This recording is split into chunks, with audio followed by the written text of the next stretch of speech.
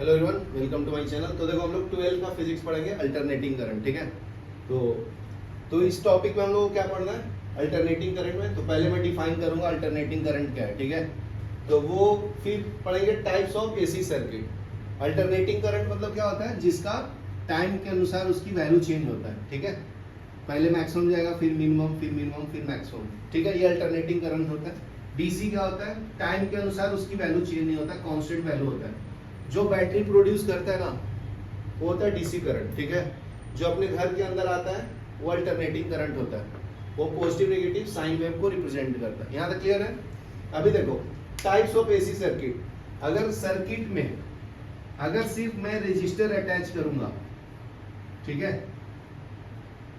तो उसको बोलूंगा रजिस्टर सर्किट। तो सब अलग अलग कंपोनेंट्स होते हैं। ठीक है, तो रजिस्टर सर्किट, रजिस्टर में क्या यूज कर सकते हैं, बल्ब, फैन, एसी, कूलर ना।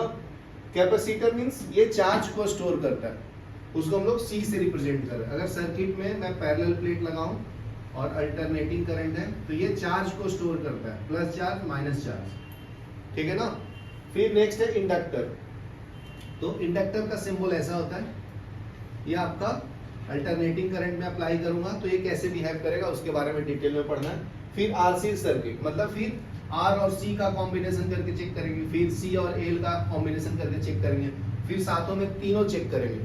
ठीक है, फिर उसका बिहेवियर क्या है, उसका ग्राफ क्या है, उसके बारे में पढ़ेंगे। ठीक है, तो ये एल मतलब इंडक्टर। इंडक्टर मैग्नेटिक फील्ड को स्टोर करता है, समझा।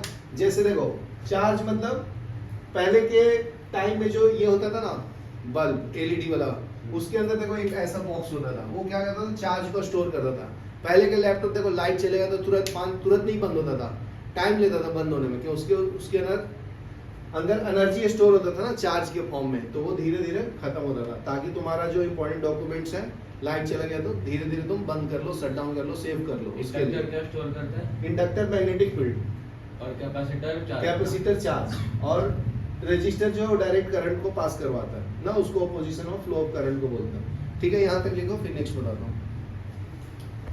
ठीक है, तो अभी मैं एक्सप्लेन कर देता हूँ पॉइंट्स। तो फर्स्ट पॉइंट क्या, एसी में DC direct current which has fixed polarity of the voltage, positive and negative of the power supply.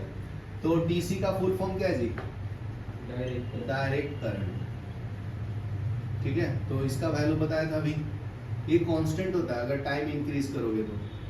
ठीक है ना, ये वैल्यू मान लो 12 वोल्ट का बैटरी है, तो ये 12 वोल्ट का ही बैटरी रहेगा, चेंज नहीं होगा टाइम के साथ। ठीक है ना।